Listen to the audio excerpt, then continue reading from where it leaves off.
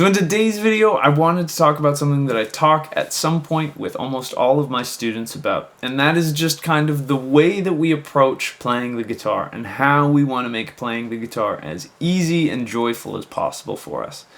There is this kind of tendency of beginners and even intermediate guitarists to kind of come to the guitar, and it can sometimes be a source of confusion and frustration, which, fair enough, learning an instrument is incredibly difficult, and getting what we hear in our head to come out of our hands is a lifelong journey that I am still working on even as a professional guitarist. So I just wanted to share kind of 4 quick tips to make the guitar feel a little bit more natural, have a little bit more fun while doing it, and hopefully make progress a little bit faster. Now, the first thing that I wanted to touch on is something that I see with my students all the time, because there's this funny thing that happens when you're playing something that you've been practicing for your guitar teacher. When you actually go in front of them to play it, you tense up, you stop breathing, and you try to play it too fast. And this is the first thing that I would encourage students to think about, is think about your breathing when you play the guitar. The guitar is a bit of an interesting instrument. If you think about trumpets, you think about saxophones, you think about singing, a lot of other instruments, you physically have to be very connected to your breathing. The guitar, we're at a slight disadvantage with this because we are not forced to breathe, other than just to stay alive to play our instrument. But my first tip is whenever you first pick up the guitar for the day, whatever it is that you're working on, just try to go through it at a slow, reasonable tempo and try to breathe. Think about it like you would think about it if you were an athlete. Say you were going to go for a run. Do you think that you're going to hit your fastest immediately the second you leave your house? Probably not. You're probably going to do some stretches. You're probably going to warm up a little bit before you hit your first kind of real push. And I would do the same thing. So every day when I first come to the guitar, I spend about 45 minutes to an hour, depending on the day, depending on what I have going on, how many students I have, if I have a gig that I'm stressed learning the music for, whatever it may be. But I spend 45 minutes to an hour just working on technique stuff. And the whole thing that I'm focused on when I'm doing this technique stuff is being slow, being mindful, and breathing. So again, while I might be practicing fast, it's not my Mach 10 speed. And while I'm going through it, I may have messed that up right off the bat. Say I come to the guitar and I'm doing scales and sequences or something like that.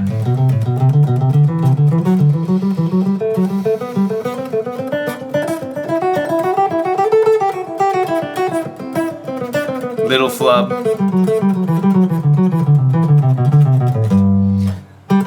Nice position, whatever it may be. What I'm trying to do is I'm trying to breathe, I'm trying to be relaxed, and I'm just trying to kind of like tune in to what's going on with the guitar. Every day is a little bit different. Again, a great way to think about this like an athlete is some days you'll pick up the guitar and you'll feel like you can run instantly. Other days you might be a little bit sore, you might be a little bit slow, but just kind of breathing and taking a second to relax is really going to help you have a positive kind of start to your guitar playing in that day. And it's also just a great reminder to breathe and just be grateful for the wonderful, beautiful thing that is music.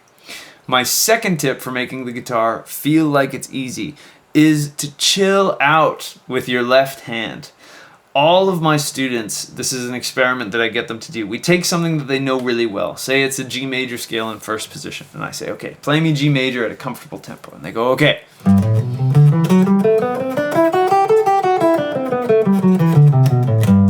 Then I say, what if you did that with 30% less force from your left hand? So you're playing even lighter. And they go, okay.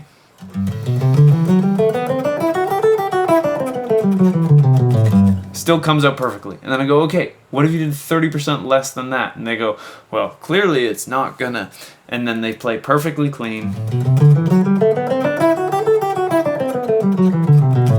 So there is this huge tendency that all of us have. I still have to fight this in myself sometimes, where we want to squeeze the life out of the guitar neck. I think it comes from this desire for what we're doing to feel stable, but using excess force does not make you stable. It just makes you more likely to either A, make a mistake, or B, hurt yourself and get a repetitive stress injury. So you don't want to be playing with more force than you need to. The biggest thing when you're playing the guitar is you want to have good finger placement. So ideally, I tell my students to think about cutting the fret in half and then being in the upper half of it.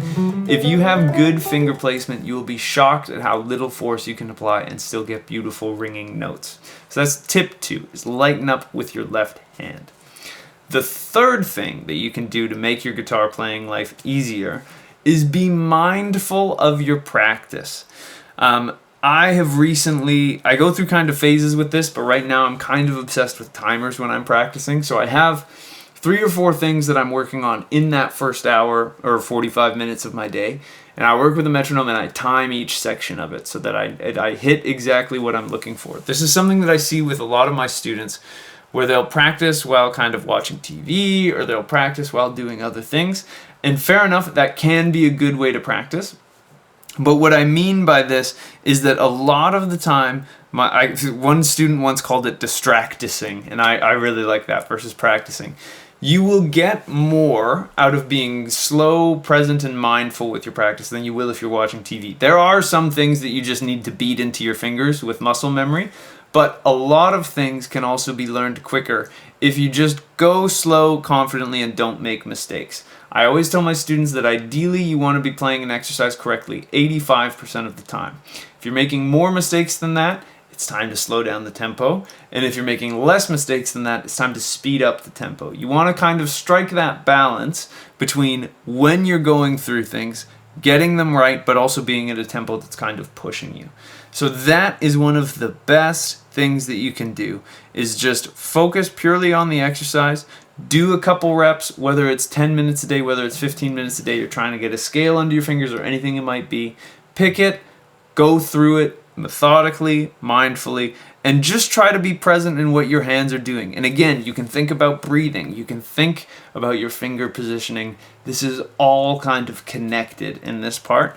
But being mindful about your practice and just trying to get good, clean reps in and trust the process and keep going is a great way to get better at the guitar and also make things that were once difficult start feeling easy. So you just do them over and over again with a little bit of margin for error, and you keep speeding up and you keep trying to go through it. Now, the fourth and final thing is, for the love of God, please use a metronome. I have so many students who come to me and I go, well, how are you with playing with a metronome? And they go, I don't do it at all. And I totally get that. The metronome is scary. It can make us feel bad. It is totally a skill getting used to locking into time with a metronome. But oh my goodness, some of the biggest wins that you can get in your guitar playing come from being able to track your progress with a metronome.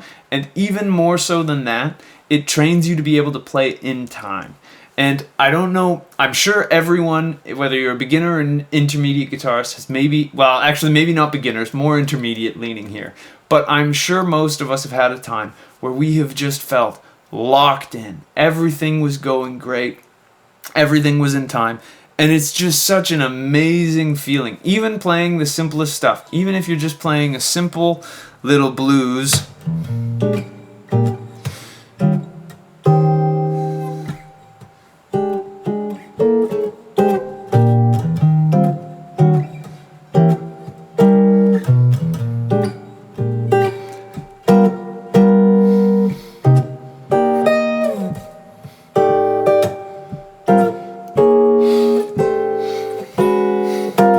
I love playing in time. I love grooving. And playing with a metronome is a fantastic way to build up your time, build up your ability to play and groove just by yourself. And this also pays dividends because if you decide to get together with a buddy, whatever it may be, you play with them, you're going to be more in time. Your buddy's going to have more fun. You're going to have more fun. And it's going to be great. The other fantastic thing about metronomes is it gives you realistic ways to gauge your progress.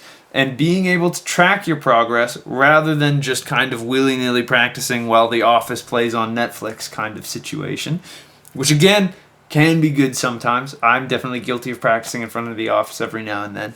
But going through with a metronome, it lets you see exactly how much progress you're making, exactly how much you've progressed. It's kind of like if you decided you were going to get into weightlifting and you see, 2 weeks I could only bench 100, now I'm at 120. This is awesome. I keep getting stronger.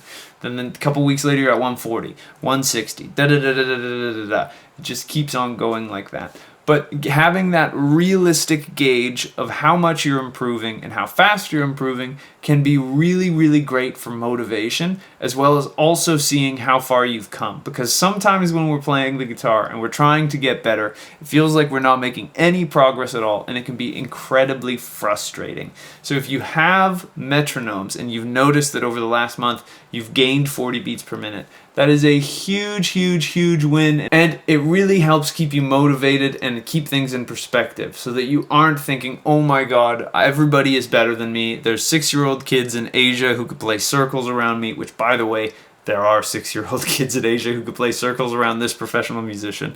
But it puts things in perspective and lets you kind of take stock of things on bad days, which is something that I think is incredibly valuable. So playing with a metronome and developing a good, robust sense of time is one of the best things you can do for yourself and your guitar playing. So I hope you found this video useful. If you did, I'd really appreciate it if you could like and subscribe. A whole bunch of you who watch this channel are not subscribed. YouTube Analytics reminds me of that every week, so I would love it if you could do that. It really helps me out more than you could know. If you want to take a guitar lesson with me, there's a link to get in touch with me down in the description. I've been working with a ton of you guys from YouTube, and it's been so fun to connect with people from all over the world. If you're looking for a way to support me and all this free educational content that I put out here on the channel, you can subscribe to my Patreon page. All of my patrons get early access to my YouTube videos, as well as some cool behind-the-scenes sneak peeks at stuff that I'm working on, music I'm writing. It's a great little community of guitar lovers, and I would absolutely love to see you over there. Another great way to support what I do is to purchase either my ebook or my video course that's all about triads on the guitar. It's a fantastic way to get some educational content from me that is a little bit more in depth than I can fit into these 10/15 minute YouTube videos. And last but not least, I have a new video coming out on every single Monday and every single Thursday, so I'd love to see you in the next one, and until I do, I'll wish you a wonderful day, and I hope you have some fun playing the guitar. Thanks for watching.